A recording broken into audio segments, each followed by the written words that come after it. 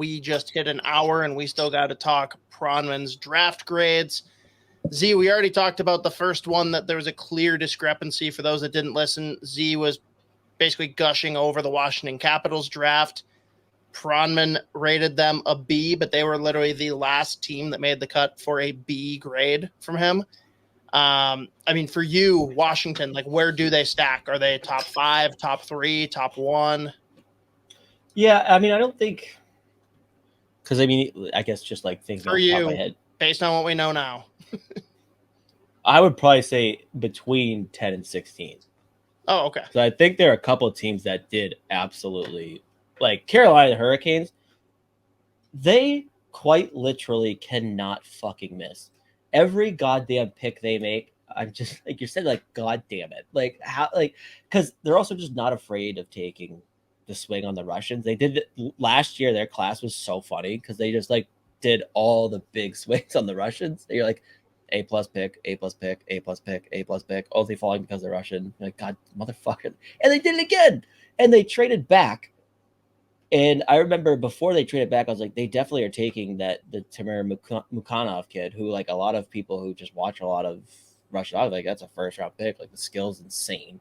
Really fun player to watch. And they still got him like 2 fucking rounds later. And I was like, well, eventually I was fucking right. But they might have been my favorite draft class. But I think there were just a couple that, I mean, Philadelphia could have had 0 draft picks after number 7, and I would have given them an A+.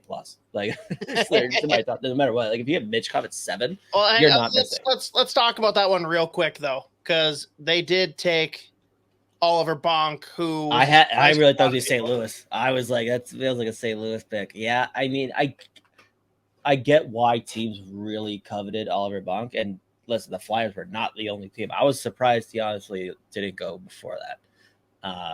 Because you're looking at a big, physical, right shot D. He's got two-way ability. I think he's definitely a bit of a project, but I mean, he's got like the NHL bloodline, obviously. His dad, great name, one of the great names in NHL history, and Roddick Bonk. Listen, I get it. You're betting on the tools there. We'll see. I am not quite as low as a lot of the other people at Smart Scouting. But for me, first round was a bit rich. Fun fact, Cam Robinson did mock Oliver Bonk to Minnesota. That would have when he did it like 2 months ago, he fucking burned shit. They would have burned everything to the ground. Yeah. I think this is an important one to comment on too. Just maybe not as much from this draft, depending on what you think, but Dallas maybe has the one guy that I trust more than Judd. They fucking crush it year in, year out. Yeah, you know what they took? I'm trying to pull up their actual class here. They did take. I gotta find it. The one kid that I was surprised lasted as long as he did, and they ended up taking the 4th round. That Aaron Manetnian, another BC kid, he'll be at Boston College next season. From the program, 5'11", right shot D. Again, just like nothing flat. Legally. Nothing, yeah, exactly. Nothing flashy, but such a good defenseman. And I would have firmly put him like 2nd round. I think he went in ours. I think he was like mid-2nd. I was surprised he lasted all the way to 125th. So again, like that is, like you said, like especially like the past couple of years, like they hit on the high picks and they end up hitting on guys they're taking in the middle rounds. So specifically, that was the one. I'm trying to actually pull up their full class. There we go. But I remember seeing him go to Dallas the 4th round. I was like, oh, fucking course. Like, they cut this kid in the 4th round. And they take the Angus McDonald. Great name, by the way.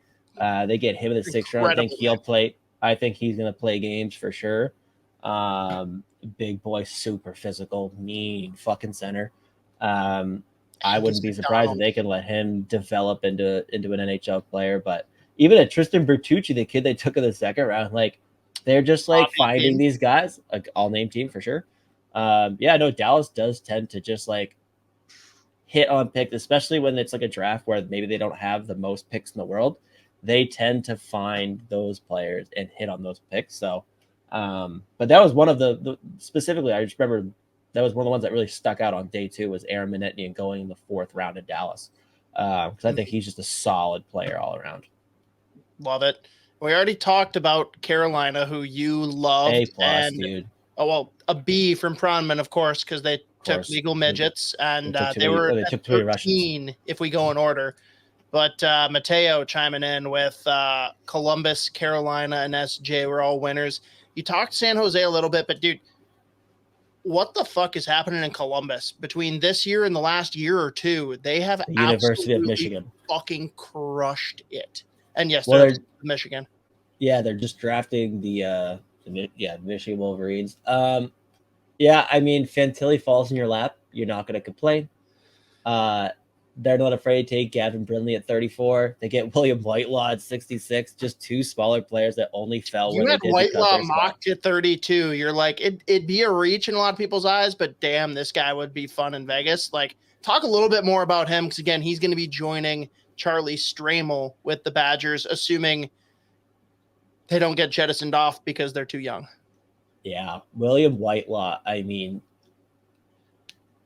upside wise is sky high. Like, yes, he's 5 foot whatever he is. If you want to laugh, look up the numbers he fucking put up at Shattuck St. Mary's. I think one of the years it was like 40 games, 112 points. It's fucking unbelievable.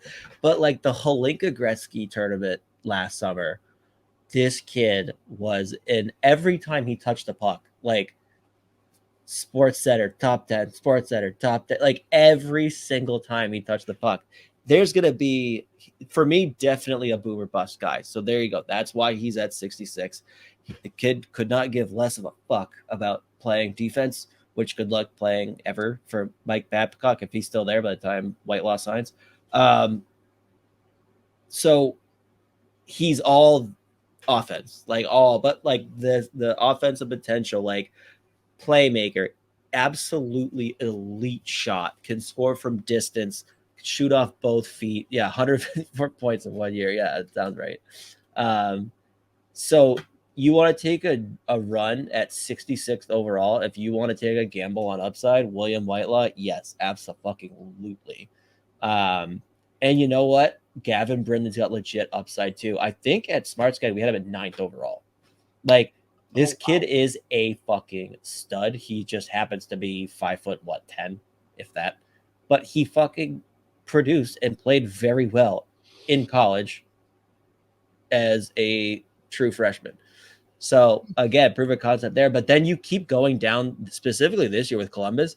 Andrew Strathman, another kid who really had a good Holinka last year. He is so fun to watch. This left shot D-man. He's got decent size. He's physical, but he's a decent enough defender off the rush. End zone might get himself in some trouble every once in a while, but another guy, like the skating, high end. The way he's able to move along the blue line and create lanes, the shot is no joke. I love that pick at 98. Luca Pinelli, another kid. I think he's 5'8", 5'9", playmaking center, plays a good two-way game already. Another pick I love at 114.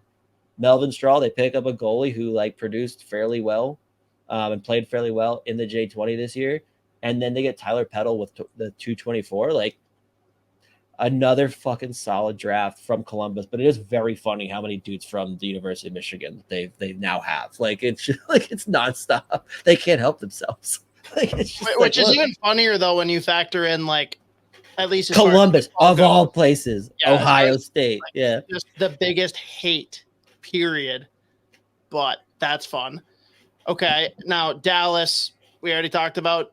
They were in the bottom 4th. For Pronman. They led the group of C's. The team that led the group of C minuses, bottom 4. I have a feeling I know who it is. We got to get into it. Talk. There you go. Spill your feelings. After the Pelosi pick, I didn't mind their draft at all. Like, I loved, like, Beckett Hendrickson for me was I fucking loved that prospect. Like, one of the best passers in the USHL this season, like threading the needle and making plays. And I think there's enough of a foundation there. Obviously, the fact that, his dad's Darby Hendrick's going to help him out, just like in terms of just knowing the game and like playing a two-way game in general. I think there's decent enough upside there. And I think, he's got the size that clearly they were looking for because they didn't take Jaden Perron in the third round. Dude, though how? That was the player that fucking Carolina traded back and still got Jaden Perron fucking a round later. Yeah, sneaky bastards. So how the Wild have had a couple of those like ESPN-esque commercials, like the one where they're passing the coffee cup back and forth and Hartman comes in and finally like fills up the coffee. Darby's was good. Well, they got to have another one though, where it's like literally Dino's going over to beat the wheels off Darby again and Beckett steps out and just fucking drops Dino. Can you imagine? Enough. I got this, Dad. Like straight up end of Wedding Crashers. Yeah. Going after Owen Wilson and then fucking go tell the Dalai Lama about that, jackass. Great. Phenomenal pull again. And also Beckett Hendrickson is a follower of MNCAA, so shout out to him and open invite if he ever wants to come in here and talk about Dino beating the shit out of his dad or going to Boston or Gophers or whatever. Yeah, you're a beauty though. We love you. Yeah. I mean the Bruins, like it was funny because they just took like their draft class. It was like, yep, there's the Bruins doing the Bruins thing. Like it's just like, listen, the Pelosi pick, it is what it is. Jaden Perron was sitting right there. There were a couple other guys sitting right there. Luca Cagnoni. I think there were other players with because I tweeted out right before they picked. I was like, holy shit! Like the fact that they didn't have a pick until the third round. Like there's a bunch of guys with like legit no shit upside here, and they take the fucking they just did what they always do. They take the vanilla fucking like, oh, he's got good habits. So I mean they did what they did, but after honestly again like after that pick, like, and I don't mean to shut up, by the way, side note, I don't even mean to shit on because again I'm not shitting on a kid. Like I also watched him at Dev Camp and he actually was solid too. So what did they do at Dev Camp? And he was a player that was making a ton of plays there. But after that, like I didn't mind really any of their picks. Like specifically, my favorite fucking pick that they made was their last one, Christian Kostadinsky, 6'6", 230 pounds. Dude, he was high up my all name team rankings. Dude, I'm telling you, and I just said I went to Dev Camp on day 2.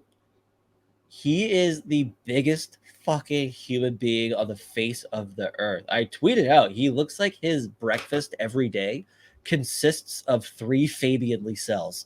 Like he is,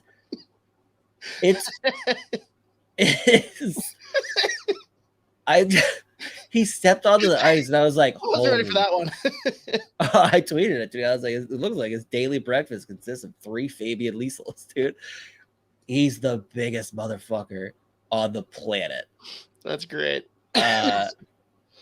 But it's funny, the guy that runs Smart Scouting, Josh, I think it was like 2 or 3 months ago, he messaged me because I'm the Sweden scout. He was like, I don't know how much you've watched, but like I actually kind of love this for like a mid to late round flyer, like this Kostadinsky kid. Like the skating, it is what it is, but he defends obviously really well. He makes good decisions and is able to like break the puck out, but knows exactly what he is, where he's not just trying to do things he's not capable of doing. Like he just generally makes the right decision. But like there's the fact that he's as smart as he is, he defends as well as he does. Like the fact that he's 6'6", 230, and he's fucking mean. Like that's a kid that for me, for a 7th round pick, he's for sure gonna play NHL games, and I think he's gonna be an NHL regular and like a good player. So, it's always interesting too when you go to the development camps over the years. Like you can kind of figure out which kids or which prospects, coaching staff, and like team personnel really are like. We made it a lot the further than coaches I go thought up we to them would and talk before to Z them. had technical issues. It came back. I think, but I still have one bar. I'm like nervous right now. It's probably gonna go out, but I don't know where I cut out. But it's interesting to see like which players that the team staff, team personnel is like high on or like really wants to invest in long term. Because in between drills at development camp, like a lot of one-on-one conversations, like even afterward, a lot of drills that they just like keep them out in the ice for, and like someone was in Kostadinsky's ear the entire time. And it was just like interesting to see. So like, a couple years ago, it was Mason Lowry with the Bruins, where Adam McQuaid was all over, and the pick that fucking people shit themselves over that year. And guess what? This kid is a fucking stud too. But it's always that's why I like going to those and not just like watching the videos. It's just like seeing stuff like that, like which guys are really like you can tell the team's like invested in long term, and really value. It's just like those guys that they're pulling aside and just like in their ear the whole time, and not just like some like the invitees where it's like, yeah, they're here and whatever, we'll talk to them, or the guys that get picked high and obviously like we're assuming this kid's gonna play, but those guys that go mid to late rounds and people are pulling them aside, having a lot of one-on-one time with coaches. It's just interesting, but that's why I like going in person. Fair. All right. I got one from each letter grade here from B plus down to actually, I'm going to give you 2 B minuses and a B plus that I just thought had interesting drafts. Whether or not it was good, we'll leave that up to you. But a B pluser, the top B plus, Buffalo Sabres. How fucking stupid is their prospect pool at this point? Dude, like, and I love that they go out and they're like, we might have a million players with super high upside at this position, but Zach Benson just fell to us at 13. And you look at some of the other guys they bring in, like Maxime Sturback. You could have beef with where he went in the second round, because I think he's kind of like the way that I describe a kid like Sturback is like that's a kid that could probably play 10 to 15 years in the NHL. You'll never hear his name, but you'll also never hear anyone complain about him. Like he's a big right shot D, excellent defender, and generally makes the right decision. He can like get out of his own zone, skates well, like he's just is what he is. But he could probably just munch minutes for 10 to 50 years. And if you can find a defenseman outside the first round that you can do that with, you take that all day long. So I think part of like the grade there too is just the fact that there were definitely a ton of players with like you would say guy definitely has some super high upside versus a kid like Maxime Sturback, but that's another pick that I like there too. So they're just again it's kind of funny because like we were saying with Judd Brackett in Minnesota, like it feels like they went pretty heavy on like need Heavy. or just heavy. They went heavy on heavy. But like it felt like they went need or filling holes in the pool or whatever. But like Buffalo kind of did that, but also at the same time took home a couple prospects that you're just sitting there like, oh no, there's upside here too. In that prospect pool and young players that are already playing. That I hate that I'm sitting here in the Atlantic Division like fuck. I don't even have enough prospects in the Bruins system to like ice a full team. Like there's just not even enough of them. Like, there's just so few because we have no picks. But I just liked overall what the Sabres did, to be honest. Yeah, fair enough. I'm trying to pull up the rest of their picks actually because I remember there's a couple that I was like, oh fuck, I wasn't even thinking about that guy. Sean Cosgrove, motherfucker. By the way, and another reason that like Sturback's going to do what he does, and you'll just never hear a whole word, Michigan State. So he's just going to go probably be a stud at Michigan State. They're coming up though. Give them a couple of years, sure. It'll be a minute. That works. But again, he's just going to go do his thing. And again, I think he's going to have a long NHL career. You're just never going to hear a word about it. But who else did they end up? They took Wahlberg. My guy. That's what. I was waiting for that. I'm like, where the fuck is Wahlberg? Again, 39 definitely feels high, but all the tools in the fucking world, and they don't need him to turn into a top 6 forward either. So they can invest in him long term. Like I he's think going they to be got a project, but Jesus Christ! And they took Gavin McCarthy. They took a goalie in Ratzlaff, who was really good for Canada Holinka. So yeah, the B plus doesn't surprise me at all because they definitely passed on some upside. But the players they took for me are super intriguing still. All right. So of the B minuses, of which there's 5, we've got Colorado Avalanche, Pittsburgh Penguins, New York Rangers, Vancouver Canucks, and Winnipeg Jets. Talk to me about the Colorado Avalanche and the Winnipeg Jets. Go in whatever order. Colorado for me, I don't care what you could. They could have not taken anyone outside of the first round, and I'd be like, those motherfuckers did it again. They took Callum Ritchie at 27, which to me felt like the right place for him to go, and of course, it's the fucking Colorado. This kid, even if he tops out at a 3C, you're gonna love him as a 3C.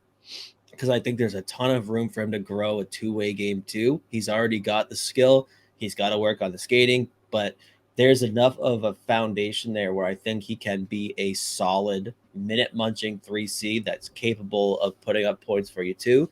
And they take the defenseman who may have had the highest upside of all defensemen in this draft, in Mikhail Gulyayev, at 31. The fact that, by the way, they ended up with 2 first-round picks is still outrageous to me, but it's insane. It's fucking insane. I love that bet on Gulyayev, dude. Like, you've already got Byram, you've got Gerard, you've got Makar, like you've got studs. If you had a like written guarantee from Jesus Christ himself that Bowen Byram could not be injured, how much money would you fucking throw at that kid? Dude, that's a fucking like 8x8 like all day long. Easily. It's probably a Colorado 8x8, just like it was a 9x8 for Makar, right? Like, kid is filthy. He just has had. It's sickening. They have Makar. They have met Makar for less than 10. That's fucking unreal. Like, the kid, what a I love smite. He has a Conn Smythe and a Norris, and they have him at less than 10 in this fucking economy. In this economy? Weren't Byram and Makar both taken 4th overall, both after the Avalanche sliding because they got fucked in the lottery? Unbelievable, dude. Like, what the fuck? And again, they win a cup the next year. They have 2 first-round picks. They take Callum Ritchie and fucking Mikhail Gulyayev. Like, what the fuck, man? That's what, you know what? That's what people need to take. Joe Sakic apparently is like the best dude in the world. So there you go. Just be a good person. This shit will happen for you. Oh, dude, you just have all the good war number 19. You know how like shitty things could have turned out for the Avalanche if he wasn't. Remember how close he was to getting fired? And he was patient with the Duchesne thing. And look what the fuck happened with that trade. There you go. That's all. Like, God damn it. Jesus. But yeah, the fact that they took, I mean, Gulyayev, again, just legitimately insane upside. And they don't need him to turn into some, like, 2-way pivot fucking defenseman where, like, yeah, he's got a ton of points, but he defends well, too. You could fucking let that guy just, yeah, exactly. Take 2 seconds, motherfucker. God. Peace out, Granny. We'll see you next week. Dinner time. Well, I guess they're probably Minnesota. I was going to say 8:30. I was like, oh, my God. That's the opposite. I would have thought he would have been. Yes, because you've never had late night dinner. You don't strike me as the person at all that just, like, loses track of time and is like, I should probably eat. Doesn't eat. Like, what's for dinner? I'm like, dude, it's 11 o'clock at night. What do you mean what's for dinner? Bud Lights. Yeah, that's true. Liquid diet. Nothing wrong with that. It's also going to the gym. 12-ounce curls. Oh, God. Yeah. The specifically the Gulyayev at 31. I mocked him with the last pick to San Jose, didn't I? Because I was like, they're like, take the Michkov and Gulyayev. I remember doing it. 26, I think, is where San Jose was at the time.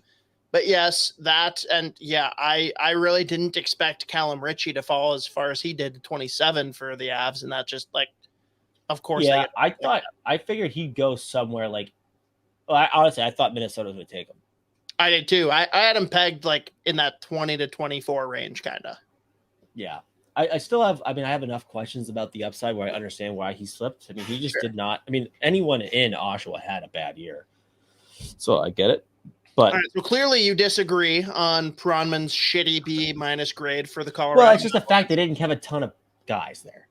I think that's part of it too. A lot of the time, and like I mean, but the whole grading system should be what did you do with what you have, right? Like you can't give Chicago an A+ for fucking drafting Bedard and more and having more picks than everybody. Like it should be based on the picks you came in with. How did you execute on those picks? Right. And it's also, are they midgets or not, based on Pronman's opinion that if you're not 6'7", you're a midget. But whatever. Talk Winnipeg to me though. Winnipeg Jets. He was pretty low on them. I didn't think that they had like an otherworldly draft, but I thought they did okay for themselves. Well, the 3 picks, I mean, I Barlow at 18, again, that I was shocked he didn't go top 10, actually, if I'm being completely honest with you. I believe you originally mocked him to Pittsburgh at 14. Yeah, and I think I said, I'm sure when he actually gets drafted, I'm sure he'll be gone by then. Because, I mean, you watch him and you're like, that's an NHL player. Even though, like, he scores a ton of goals. Obviously, if he didn't get hurt, he would have fucking put up 60 in the O this season. He was their captain as a draft eligible. Great player. But there's enough question marks there. Like, you don't really know how much of those goals are going to translate. Like, a lot of those is like, how did that even fucking go in? Whatever. But I feel like 18, I actually liked it. That's, to me, I was like, you know what? That felt like a solid pick, especially for the Jets there. The Colby Barlow thing too that's interesting is like people seem pretty convinced that he's going to be comfortable staying in Winnipeg and isn't going to be I think that's the case. Just knowing, I mean, I shouldn't say knowing, obviously, because I don't fucking know the kid. But with oh god, there's my internet again. God damn it, I'm on one bar. Am I frozen? Am I still here? Oh, all right. Oh, we're back to 2. Let's fucking go. Yeah, I do think that's a kid who I don't think he gives a fuck about getting drafted. I think he just wants to play in the NHL. I firmly believe that. Just, again, not knowing him personally, but all the reports, obviously, anyone that knows him, it's just like who he is. It's why he's a captain this season. He's just like, I want to fucking play. I want to win, and I want to fucking play in the NHL, really. So that doesn't shock me at all. That's what people kind of went towards or lean in terms of like his like personality and like being in Winnipeg. I don't think I think he was probably more pissed off he didn't go higher than anything. Not the fact that it's just like Winnipeg. After that though, I like them picking up the goalie there, Thomas Milic at 151. I think that was good value right there, 5th rounder. And I fucking love the Connor Levis pick at 210, dude. I thought that was for sure like a 3rd round player. 2-way games, fucking mean, super physical.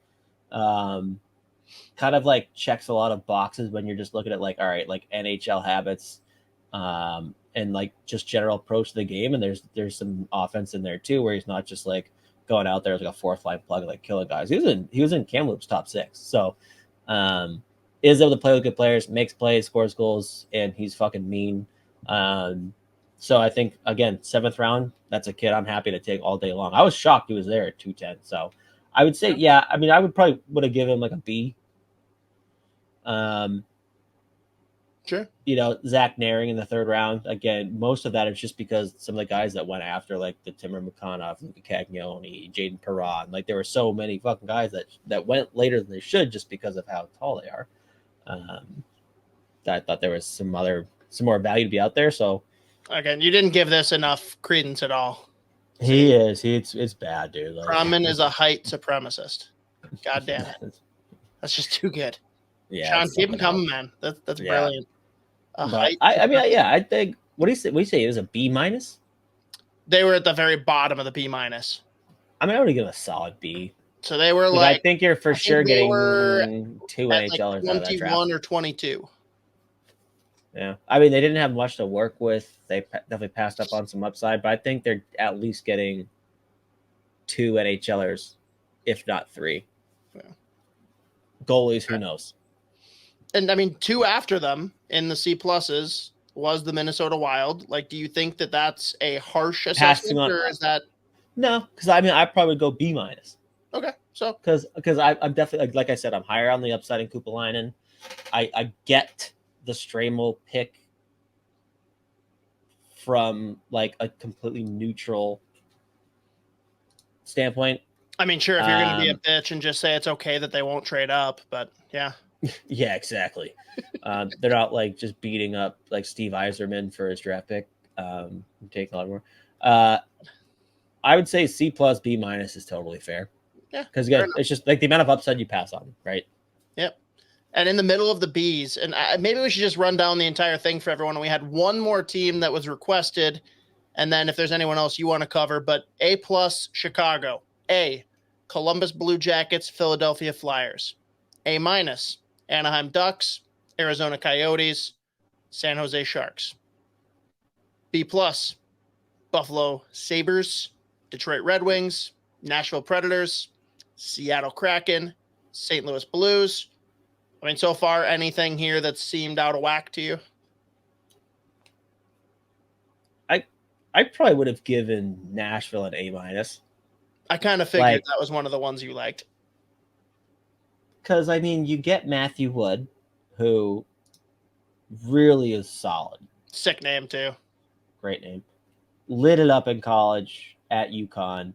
I really do, and higher than I would have had him, but I love the fact that they gambled on Tanner Melendijk. Like, he's so fun to watch, dude. And the skill's crazy, so he's got all the tools in the world. I love the fact that they leave the second round with Felix Nilsson, who's one of my favorite centers that really didn't get enough love. Not the best Felix in the draft, though. No, my boy went to Carolina. Should have gone first overall. But they also get Kalen Lind, who I think is going to be a god in Nashville. They take Kiskinen in the third round. Dylan McKinnon, I think, has got good upside. I fucking love the fact they got Joey Willis in the fourth round at 111. And they got Austin Rest in the sixth round. I would have given him an A minus. All right, fair. Carrying on then from where did I leave off? Okay, the Bs, Calgary Flames, Carolina Hurricanes, who we've already hammered. That's crazy to me. That's yes. An A plus all day long. Next one up in the middle of this is the one we'll be talking about, the Montreal Canadiens. But then we wrap it up with Vegas Golden Knights and Washington Capitals, who we've already talked about at length. So let's hear it. What happened with Montreal? Yeah, I mean, I don't. What did he give them? A C? Nope, they were right in the middle of the Bs. If I go in order there, 1, 2, 3. They were 14. That's a little high. Like, I think Reinbacher's no shit, and again, I hope he fucking turns into a number one elite fucking defenseman just with how it fucking unfolded for him. I know Pronman's super high on Reinbacher, so he's been talking about him since like before the World Juniors. So not surprised that he gave him. But Jacob Fowler, good pick in the third round for sure. I probably would have taken him as one of the first 2 or 3 goalies, honestly, off the board. And it was funny. It's like it happens every fucking year. Like once someone takes a goalie, you just see the run on goalies go. And like I think there was like in the second round, like once who was it that went first? Was it Augustine? Whoever the first goalie was on the board, like the next like 20 picks, there was like 6 goalies. Wasn't it Adam Guyon taking like the monster? They took wasn't he like 6'7" or some shit? Damian Clara, the Italian, did he end up at fucking Arizona? No, they took Melker. No. I thought I remembered Arizona getting literally every tall player in the draft. Yeah, they did. I think their shortest player was like 6'1". But Jacob Fowler, dude, he was breaking records this year at the USHL. He was fucking unbelievable. So the Reinbacher pick, a little high for me, obviously, but I get it. Jacob Fowler, no problem in the third round at 69th overall. But after that, yeah, that's where the picks start getting questionable for me. Like, I mean, they took Jack Guy's brother in the fourth round at 101. And then, well, here's the thing. Like, while I love the Fowler pick, they took fucking 3 goalies. Like they drafted 3 fucking goalies. Like I've never seen anyone do that. So I was shocked that they got top half of the fucking draft or all fucking 32 teams. What did Seattle get? Michael Hrabel. Oh yeah, that's the goalie that I probably would have had at this point. He's a stud. He's real good. 6'7", 215-pound netminder out of Omaha in the USHL. Holy, yeah, he's unbelievable. He was a stud at the Holinka too. He also is shame on Arizona for using their reverse retro jerseys instead of the beautiful Kachinas. Yeah, that's a good point. Wait, what did he give Seattle? Seattle, they were a B+. They were, yeah. I mean, I love their especially the top half, and they took a kid like Zeb Fjorsfall at the end, and Zachariah was I'd probably give him A-, dude. Edward Shala, Carson Raycock, Oscar Fisker, Volgard, Lucas Travis. And Shala's like the home run swing of the first round, right? That's a big swing on the upside. I love it. Yeah. Yeah, I love their second round. So fucking good. And the Caden Price at 84. Yeah, I would have given an A- for sure. I didn't see that commentary. That's unreal. That's insane. He lost. The Youngstown won the USHL. He lost 1 game in the playoffs. The kid's a stud. I think he had like a 940 in the USHL. Fair. I would have given Seattle an A-, I think. Okay, that's fair. Then we've got the B- that we already kind of hashed through. We got Colorado Avalanche, Pittsburgh Penguins, New York Rangers, Vancouver Canucks, and Winnipeg Jets. You and I talked about it a little bit off air, and we talked about it a little bit at the beginning, but Mateo chiming back in, he really liked the Jaeger pick for Pittsburgh. Yeah, man. I just didn't like it as much as Benson. Yeah. Yeah, so actually, you should be mad at Dubas for not like fucking mugging. Why the fuck didn't he trade up? Why? Yeah, it's so easy. Yeah, exactly. It's everyone knows you can just do it if you ask nicely, or beat the shit out of the guy in front of you. I really do like I think just with how, again, another player who was slated to go. I mean, he was the guy after Fantilli, after Michkov, after Bedard, and then after at that point it was Dvorsky. He was the guy like challenging for 5th overall, and then they put him at center this year in Moose Jaw, and he still scored like 30 goals. Like he just didn't have the same kind of year that he did the year before as a draft -1.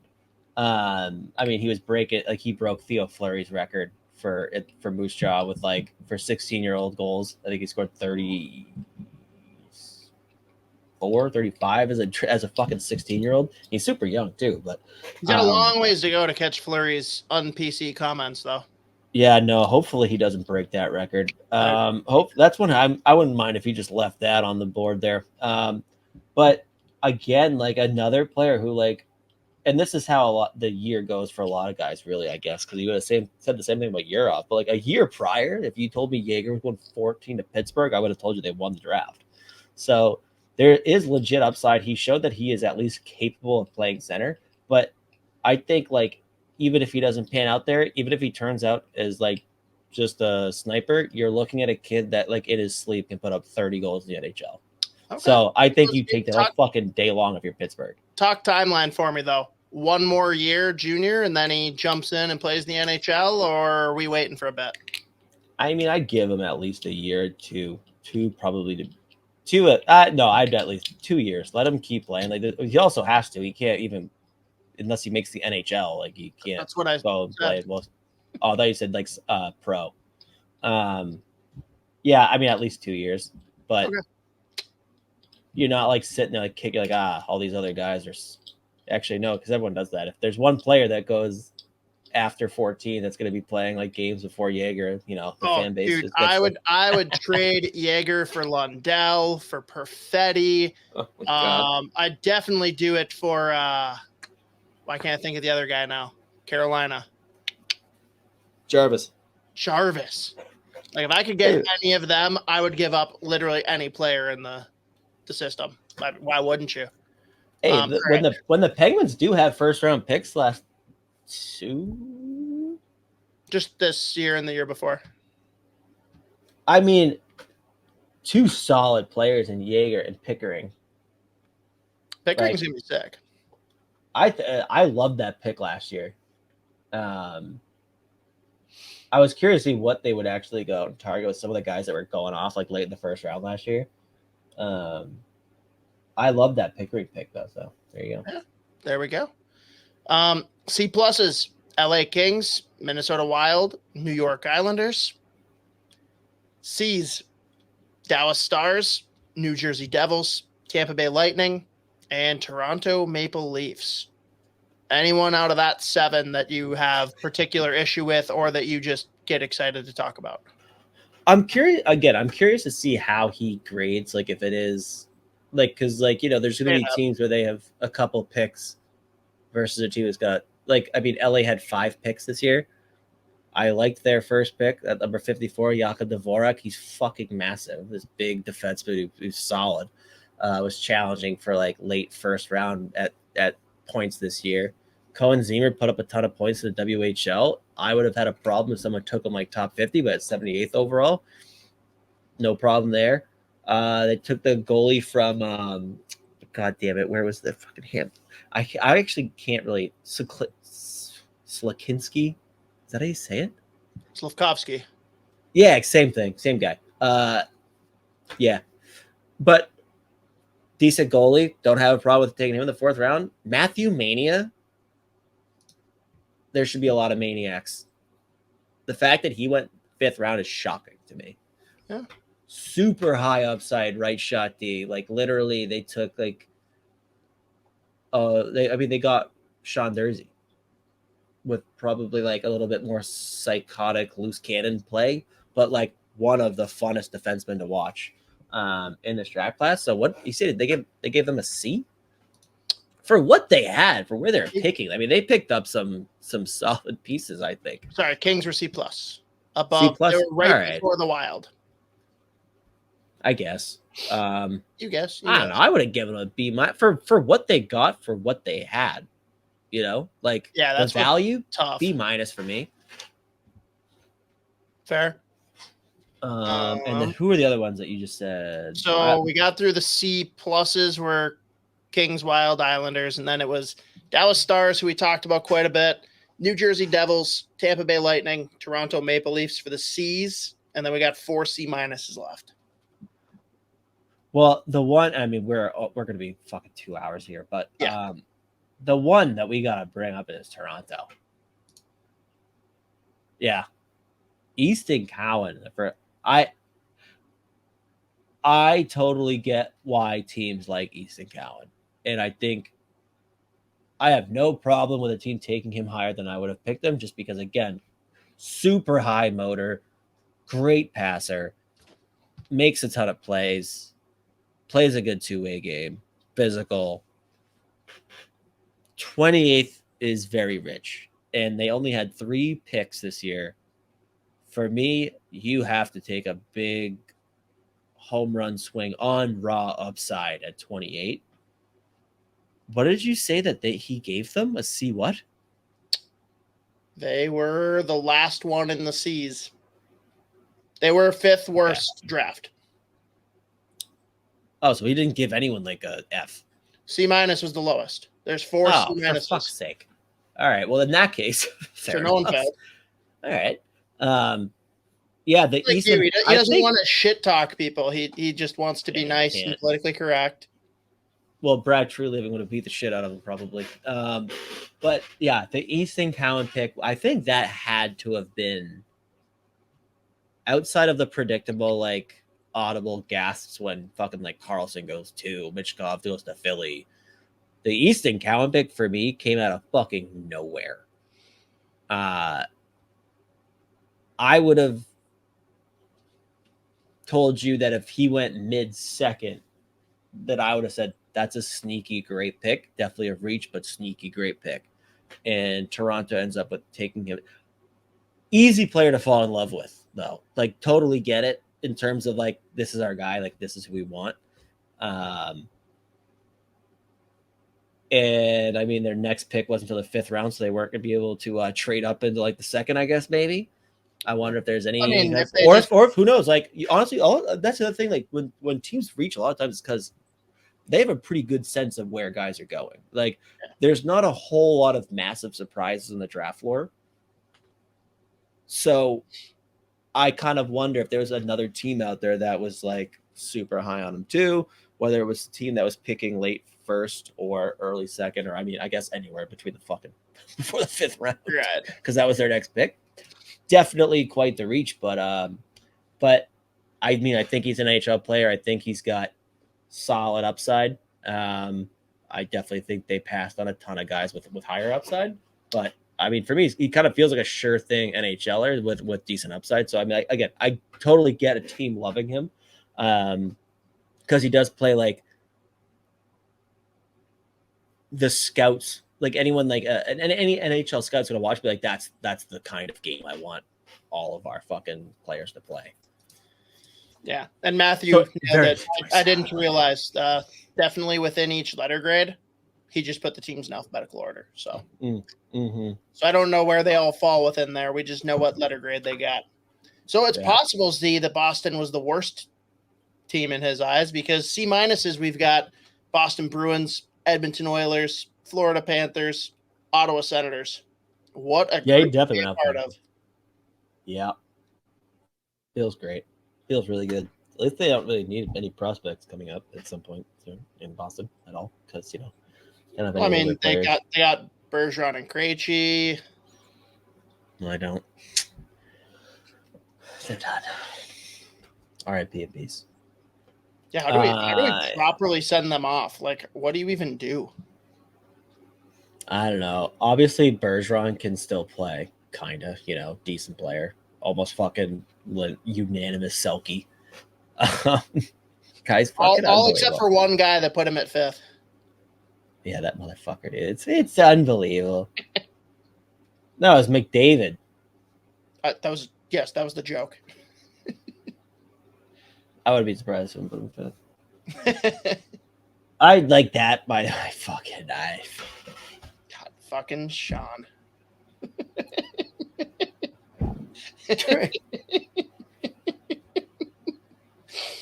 Oh, God damn it. I mean, this is a long one. Yeah, we kind of did it again.